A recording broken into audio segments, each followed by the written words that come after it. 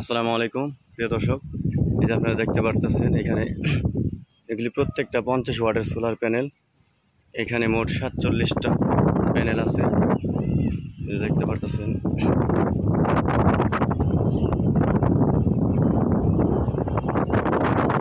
এখানে 47টা প্যানেল আছে। এটা একটা 3তলা বাসা, সম্পূর্ণ টিভি, ফ্রিজ, ফ্যান, লাইট যতগুলো আছে সব সোলার দিয়ে চলে। শুধু এখানে এসি, এই যে এসি আছে, এখানে একটা আছে, ওই পাশে 2টা আছে। এগুলি আপনার কারেন্টে চলে, মোটর কারেন্টে চলে, আর বাদ বাকি যা আছে সব সোলারে চলে। তো এটার বিস্তারিত ভিডিও আমি সব কিছু এখানে আপনাদের খুলে বলবো।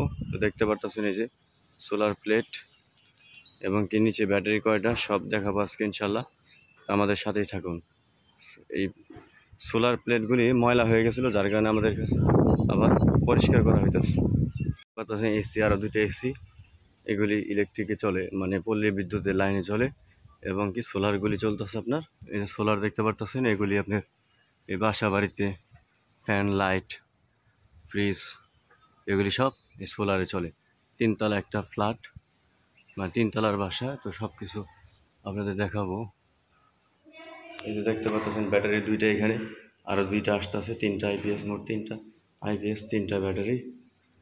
এই যে কন্ট্রোলার। তো আপনাদের তো এই সোলারগুলি পুরনো সেট করা ছিল, আগের সেট করা। আমরা আবার নতুন করে আপনার এখানে কানেকশন করতেছি। আপনারা দেখতে পাচ্ছেন সব কিছু আবার আগের থেকে নতুন করে যে ব্যাটারি এখানে নতুন কানেকশন করে দেওয়া হইতেছে। ব্যাটারিগুলি চেঞ্জ করা হয়েছে। আগে অনেকগুলি পুরনো ব্যাটারি ছিল, 3টা, সেগুলি চেঞ্জ করলাম। এটা কিন্তু ম্যানুয়াল আইপিএস দিয়ে চালানো হয়। এটা এই দেখতে পাচ্ছেন কন্ট্রোলার আমরা কানেকশন করে রাখছি। এগুলি হইতেছে 30 এম্পিয়ার কন্ট্রোলার, 12 ভোল্ট। এই দেখতে পাচ্ছেন ব্যাটারি চার্জ 14.2 অটো ফুল কাট। এগুলি 14-র উপরে উঠলে আপনার অটো কাট হয়ে যাবে। এই যে ম্যানুয়ালভাবে কানেকশনগুলি করা থাকে।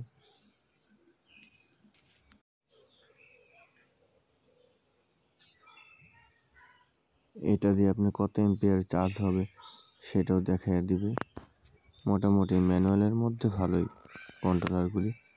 তো এখানে আমার আরও 2টা চায়না কন্ট্রোলার আছে, 60 এম্পিয়ার করে। এগুলি 2টা।